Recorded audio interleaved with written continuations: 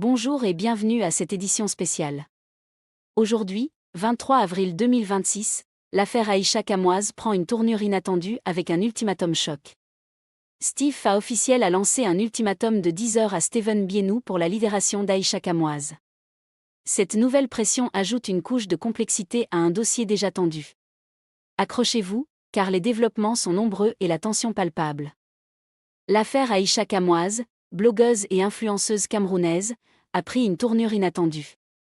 Initialement interpellée à l'aéroport de Yaoundé alors qu'elle s'apprêtait à s'envoler pour la France, elle est depuis lors maintenue en détention à Yaoundé. Ce qui semblait être une procédure classique a rapidement évolué en un véritable feuilleton judiciaire et médiatique. La journée du 22 avril 2026 a été particulièrement révélatrice. Alors qu'une libération était espérée, Aïcha Kamoise est restée en cellule. Son dossier a été renvoyé à la police judiciaire pour un complément d'enquête et une confrontation avec ses accusateurs. Une situation qui a soulevé de nombreuses questions quant à la nature et à la complexité de cette affaire. Pour mieux comprendre la situation, Aïcha Kamoise est actuellement détenue au commissariat central numéro 1 ou à la police judiciaire de Yaoundé. Les motifs principaux de sa détention sont la diffamation, le cyberharcèlement et les injures publiques. Parmi les plaignants confirmés figure Steven Bienou, également connu sous le nom de SNK, bien que des rumeurs fassent état de 16 autres plaintes. La défense, quant à elle, dénonce une séquestration et des irrégularités procédurales. Mais le point le plus controversé de cette journée du 22 avril a été la rumeur persistante de 16 nouvelles plaintes qui auraient été déposées contre Aïcha Kamoise. Cette information, si elle se confirme, justifierait son maintien en détention et alourdirait considérablement son dossier. Cependant, cette allégation est au cœur d'un vif débat entre deux figures du journalisme camerounais. D'un côté, Raoul Christophe Biya affirme avec conviction que Aïcha Kamoise a découvert ces 16 nouvelles plaintes lors de son passage au tribunal, ce qui aurait bloqué sa libération. De l'autre, Boris Dertolt, une autre voix influente, soutient qu'il n'existe qu'une seule plainte officielle, celle de Steven Bienou, qualifiant les autres de bêtises. Alors, qui dit vrai ? Il semblerait que, même si ces 16 plaintes ne sont pas toutes formellement enregistrées dans un seul dossier, de nombreuses personnes profiteraient de l'incarcération d'Aïcha Kamoise pour manifester leur intention de porter plainte pour des faits de diffamation passés. Cette accumulation, qu'elle soit réelle ou perçue, crée une pression considérable sur le parquet et complexifie la situation juridique de la blogueuse. Un rebondissement majeur est survenu en fin de journée du 22 avril. Le patron de la police camerounaise, Martin Marganglé, serait intervenu personnellement. Selon plusieurs sources concordantes, il aurait passé un coup de fil décisif lors de la confrontation entre Aïcha Kamoise et l'avocat de la partie adverse. Constatant l'absence physique du plaignant, Steven Bienou, le patron de la police aurait ordonné la cessation immédiate des interrogatoires au niveau de la police. Il aurait déclaré que la police n'est aux ordres de quiconque et a ordonné le transfert immédiat du dossier au parquet. Cette intervention de la haute hiérarchie policière a changé la donne.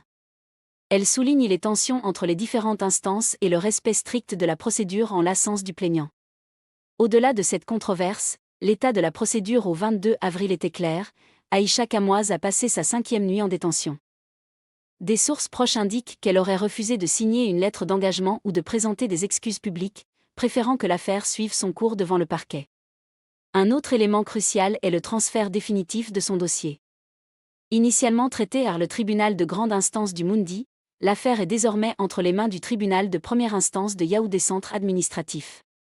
Cette décision s'explique par la qualification des faits en délit et non en crime. La défense, menée par maître Yannick Djemeni, ne reste pas inactive. Le cabinet d'avocats a publié un communiqué dénonçant une véritable séquestration et pointant du doigt des irrégularités. Il conteste la légalité du mandat d'amener et fustige une ingérence présumée. La défense souligne également l'absurdité d'exiger une confrontation alors que le plaignant principal réside aux Émirats arabes unis. L'affaire a également fait réagir des personnalités publiques. L'artiste Kopo a publié une lettre ouverte conseillant la retenue et la discrétion, affirmant que les batailles souterraines se gagnent dans le calme, loin du tribunal des réseaux sociaux. L'acteur Daniel Nsang a également rappelé qu'il y a une différence entre parler et détruire. Ces réactions de personnalités publiques montrent l'ampleur de l'impact de cette affaire sur la société camerounaise. L'accumulation de témoignages et de preuves numériques, notamment les 5 gigas de vidéos remis par la partie adverse, alourdit considérablement le dossier d'Aïcha Kamoise. Le risque est réel, une requalification des charges ou une multiplication des procédures pourrait prolonger sa détention préventive. La durée de sa garde à vue, qui pourrait atteindre les 120 heures, est au cœur des débats. Et ce matin, 23 avril 2026, l'affaire prend une nouvelle dimension avec l'intervention de Steve Fa officiel. Il a lancé un ultimatum de 10 heures à Steven Bienou, exigeant la libération d'Aïcha Kamoise. Cette déclaration met une pression considérable sur le plaignant et sur le système judiciaire, ajoutant une urgence inattendue à la situation. L'affaire Aïcha Kamoise est loin d'être terminée. La défense continue de plaider pour une libération sous caution, et le transfert du dossier au parquet suite à l'intervention de Mark Gangley, couplé à l'ultimatum de Steve Fa, ouvre une nouvelle phase déterminante.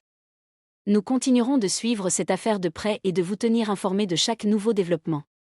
C'était notre point complet sur l'affaire Aïcha Kamoise au 23 avril 2026. Merci de nous avoir suivis. Restez connectés pour plus d'informations.